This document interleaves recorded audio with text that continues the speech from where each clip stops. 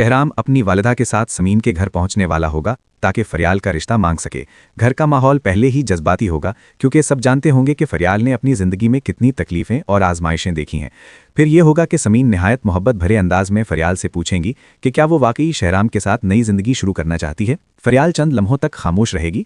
उसकी आंखों में माजी के तमाम दुख और टूटे ख्वाब झलकते दिखाई देंगे, मगर आखिरकार वो धीरे से रजामंदी जाहिर कर देगी।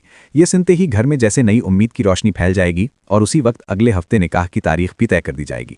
मगर खुशियों की इसी लम्हे में एक नया तूफान आने वाला होगा क्योंकि अचानक सीरत और ज़ेनिया वहां पहुंच जाएंगी। ज़ेनिया शदीद गुस्से में शहराम और फरियाल को धमकी देगी कि वो उन दोनों को कभी सुकून से जीने नहीं देगी और अपनी बेइज्जती का बदला जरूर लेगी।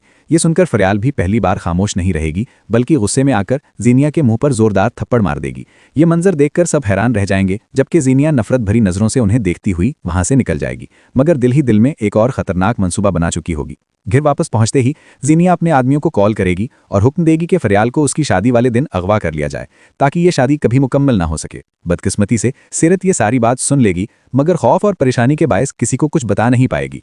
फिर आखिरकार निकाह का दिन आ जाएगा। शहराम दुल्हा बनकर अपने वालिदैन के साथ फरियाल के घर बारात लेकर पहुंचेगा। घर खुशियों, रोशनियों और दुआओं से जगमगा रहा होगा, मगर इसी दौरान ज़ेनिया का आदमी खामोशी से फरियाल के कमरे में दाखिल होगा और उसे बेहोश करके अगवा कर ले जाएगा। कुछ देर बाद जब समीन फरियाल को निकाह के लिए बुलाने कमरे में आएंगी तो वहां फरियाल मौजूद नहीं होगी।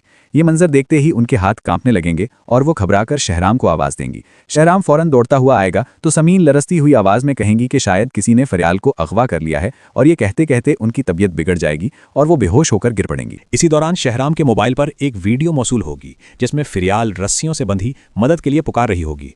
ये मंजर देखकर शहराम के होश उड़ जाएंगे। फिर ये होगा कि वो फौरन पुलिस के पास जाएगा और फरियाल के मोबाइल की लोकेशन ट्रेस करवाएगा। कुछ ही देर बाद लोकेशन ज़ेनिया के एक खुफिया ठिकाने की निकल आएगी। शहराम फौरन पुलिस को साथ लेकर वहां पहुंच जाएगा। जैसे ही वो उस जगह के करीब पहुंचेगा तो अंदर से फरियाल की चीखें सुनाई देंगी। ये आवाज़ सुनते ही वो गुस्से में दरवाज़ा तोड़कर अंदर दाखिल होगा। सामने फरियाल रस्सियों से बंधी बेबस हालत में होगी। शहराम फौरन उसकी रस्सियां खोलने लगेगा, मगर उसी लम्हे ज़ेनिया का एक आदमी पीछे से फरियाल पर गोली चला देगा। ये देखते ही शहराम बगैर सोचे समझे फरियाल के सामने आ जाएगा और गोली उसके बाजू में लग जाएगी। शदीद जख्मी होकर वो ज़मीन पर गिर पड़ेगा, जबकि फरियाल चीखती हुई उसके पास आएगी और रोते हुए उसे संभालने की कोशिश करेगी। इसके बाद शहराम को फौरी तौर पर अस्पताल मुंतकिल किया जाएगा, जहां डॉक्टर उसका ऑपरेशन शुरू करेंगी। कुछ देर बाद कामयाब ऑपरेशन के जरिए गोली निकाल ली जाएगी। जब शहराम को होश आएगा तो वो सबसे पहले फरियाल को अपने करीब बैठा देखेगा। फरियाल आंसुओं भरे लहजे में उससे कहेगी कि अगर किस्मत ने उन्हें इतनी आजमाइशों के बाद मिलाया है तो अब उनकी शादी हर हाल में होगी, चाहे अस्पताल में ही क्यों न करनी पड़े। ये सुनकर शहराम कमज़ोर सी मुस्कुराहट के साथ उसका हाथ थाम लेगा। इसी दौरान ज़रार महक और मौलवी साहब भी अस्पताल पहुंच जाएंगे और फिर अस्पताल के उसी कमरे में निहायत सादगी मगर मोहब्बत भरे माहौल में शहराम और फरियाल का निकाह पढ़ा दिया जाएगा। यूं बेशुमार साजिशों, धोखों और आजमाइशों के बाद आखिरकार दोनों एक दूसरे के हो जाएंगे। मगर अब भी सवाल यही होगा कि क्या ज़ेनिया अपनी शिकस्त इतनी आसानी से कबूल कर लेगी या